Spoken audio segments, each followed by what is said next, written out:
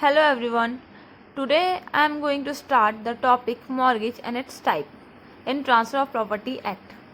Mortgage, सबसे पहले इसका मीनिंग हम समझते हैं. मॉर्गेज क्या होता है? Mortgage is the transfer of interest in the specific immovable property to secure the payment of money advance or to be advance by way of loan and existing of future debt or performance of engagement which may give rise to a pecuniary liability. Mortgage क्या होता है कि कोई भी person अपने property का interest transfer कर रहा है. प्रॉपर्टी की ओनरशिप नहीं, उसका एक इंटरेस्ट ट्रांसफ़र कर रहा है. ठीक है, इमूवेबल प्रॉपर्टी का. देखो, गिरवी रखना होता है और बंधक दो अलग अलग चीज़ें हैं. जो गिरवी रखना होता है वो हम करते हैं मूवेबल प्रॉपर्टी का. प्लेज जो होता है वो मूवेबल प्रॉपर्टी का होता है, वेयर जो ये होता है मॉर्गेज, ये इमूवेबल प्रॉपर्टी का होता है. मॉर्गेज का मतलब है अपने जैसे कोई भी एक इमूवेबल प्रॉपर्टी को गिरवी रखना, ताकि हम अगर किसी को अर्जेंटली मनी की नीड होती है तो और उसके पास मनी नहीं होता तो उसको किसी से बोरो करना पड़ रहा है मनी, तो सामने वाला बोल रहा है कि तुम मुझे कोई ऐसी मुझे इमूवेबल प्रॉपर्टी सिक्योरिटी के रूप में रख जाओ जिससे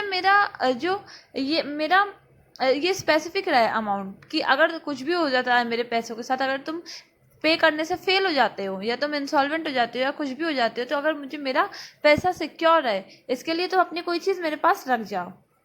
तो ये होता है मॉर्गेज. मॉर्गेज हमेशा एक इमूवेबल प्रॉपर्टी का होता है. ठीक है, अब मॉर्गेज की कैरेक्टरिस्टिक. मॉर्गेज क्या होता है? सबसे पहली चीज़, मॉर्गेज इमूवेबल प्रॉपर्टी का होता है. ठीक है, असेंशियल में फर्स्ट कि ये जो मॉर्गेज है वो हमेशा इमूवेबल प्रॉपर्टी का होगा. ठीक है, इमूवेबल प्रॉपर्टी वो प्रॉपर्टी होती है जो कि अर्थ से अटैच होती हैं या फास्टन टू एनीथिंग अर्थ से, जैसे कि ट्रीज हो गए, बिल्डिंग हो गई, मशीनरी हो गई, जो परमानेंटली फिक्स हैं अर्थ से, वो हो गई इमूवेबल प्रॉपर्टीज. ठीक है, कि वो मूव नहीं हो सकती हैं, उनका होगा mortgage. Second one is mortgage एक ट्रांसफर ऑफ इंटरेस्ट होता है कोई भी स्पेसिफिक इमूवेबल प्रॉपर्टी का. ठीक है, जहाँ की अगर हम इसको सेल से कंपैरिजन करें तो सेल क्या होता है? ट्रांसफर ऑफ ओनरशिप होती है. जैसे किसी ने मुझे कोई चीज़ बेची तो वो चीज़ जो मैंने खरीदी तो वो चीज़ पूरी मेरी हो गई, उसका ओनरशिप मेरे पास ट्रांसफ़र हो गया. लेकिन अगर किसी ने गिरवी रखी है तो उस चीज़ का पूरी ओनरशिप मेरे पास तो ट्रांसफ़र नहीं हुआ, मेरे पास उस चीज़ का एक इंटरेस्ट ट्रांसफ़र हुआ है बस. ठीक है, तो ये second one is mortgage is the transfer of interest of the specific immovable property. ठीक है, अब क्यों करते हैं मॉर्गेज? थर्ड, कि the object of transfer of an interest in the property must be secure or loan. मतलब हमारे कोई भी हमने जो लोन दिया है, कुछ भी दिया है, उस चीज को सिक्योर करने के लिए. ठीक है, then property to be mortgage must be specific one. कोई भी जो प्रॉपर्टी होती है वो स्पेसिफिक होनी चाहिए कि कहाँ है, इसकी साइज कितनी है, इसका लोकेशन कितना है, बाउंड्री कितनी है. ठीक है, ये सारी चीजें. अब मॉर्गेज के 6 टाइप्स होते हैं. ठीक है, first one is simple mortgage, second one is mortgage by conditional sale, third one is usufructuary mortgage, fourth one is English mortgage and fifth one is mortgage by deposition of title deeds and the last one is anomalous mortgage. ठीक है, first we are talking about the simple mortgage. क्या होता है simple mortgage में? क्या होता है कि किसी ने हमें प्रॉपर्टी का पोजीशन नहीं दिया है, हमें उसने ये जैसे कि ए और बी है. ठीक है, ए ने बी से उधार लिया पैसे. ठीक है, तो बी ने बोला कि अगर तुम मुझे पे नहीं कर पाओगे पैसे तो मैं तुम्हारी जो भी प्रॉपर्टी है मूवेबल, मैं उसको सेल करवा के उससे पैसे रिकवर कर सकता हूँ. ये हो गया सिंपल मॉर्गेज. इसमें प्रॉपर्टी का पोजीशन डिलीवर नहीं करते, लेकिन डीड में ये लिख देते हैं कि अगर if you are fail to pay the money principal money then I मतलब वो उसको सोल्ड कर देगा, I sold the property and recover my money. ये तो हो गया सिंपल मॉर्गेज. फिर देन सेकंड आता है मॉर्गेज बाय कंडीशनल सेल.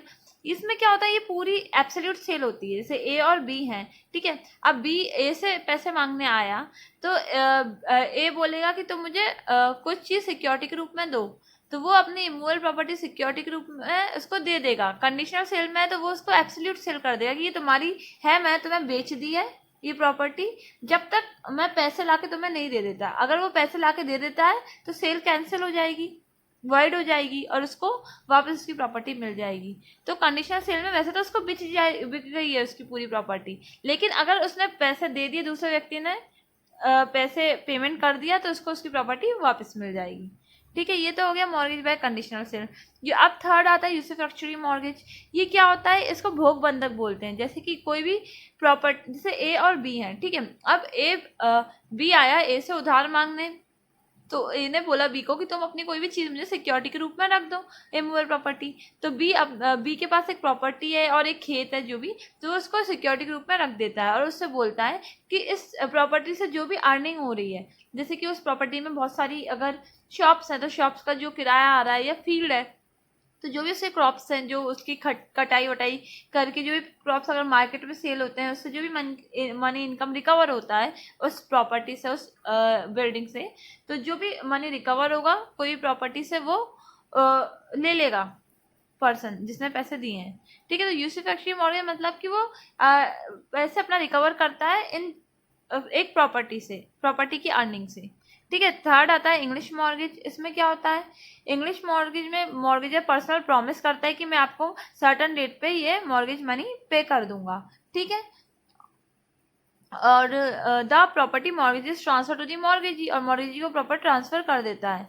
ठीक है, शी अंडर सर्कमटेंशियल सेल्डम, और इसमें ये लिख देता है कि अगर मैं पे नहीं कर पा रहा हूँ तो तुम सेल करवा देना बिना इंटरवेंशन ऑफ कोर्ट के। इसमें कोर्ट, तुम जैसे सिंपल में क्या था कि वो कोर्ट के इंटरवेंशन से सेल करवाता, लेकिन इसमें क्या है कि तुम, अगर मैं नहीं कर पा रहा हूँ पे, तो तुम मेरी प्रॉपर्टी सेल कर देना।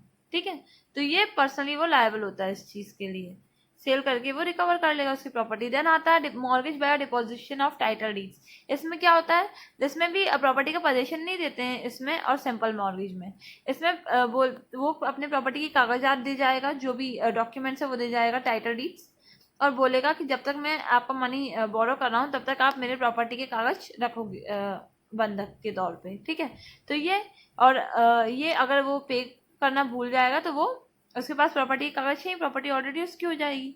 ठीक है, तो ये होता है mortgage by deposition of title deeds. So and the last one is anomalous mortgage. Anomalous mortgage वो होता है जो इन चारों पांचों मॉर्गेज में से नहीं होता है।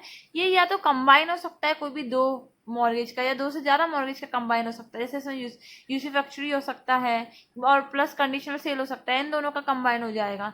तो ये दो या दो से ज्यादा मॉर्गेज का कंबाइन होता है। ठीक है, तो हमारा ये जो मॉर्गेज है ये खत्म हो चुका है। आई होप कि आपको ये सब समझ में आ गया होगा, और इफ आपको इससे रिलेटेड कोई भी क्वेरीज हैं देन यू कैन कमेंट, है ना, आप पूछ सकते हैं मुझसे कमेंट पे। ठीक है, थैंक यू।